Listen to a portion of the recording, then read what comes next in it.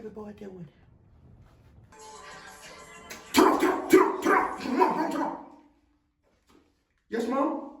Hey, baby, just calling to check on you. You doing all right? Yeah, I'm doing absolutely wonderful, Mom. Never been better.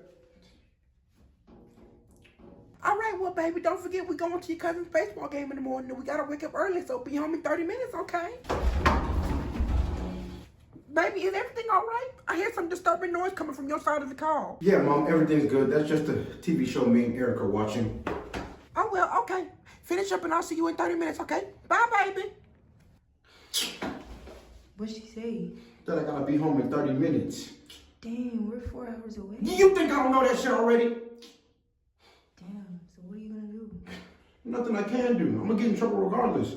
So I might as well stay here and make the trouble worth it.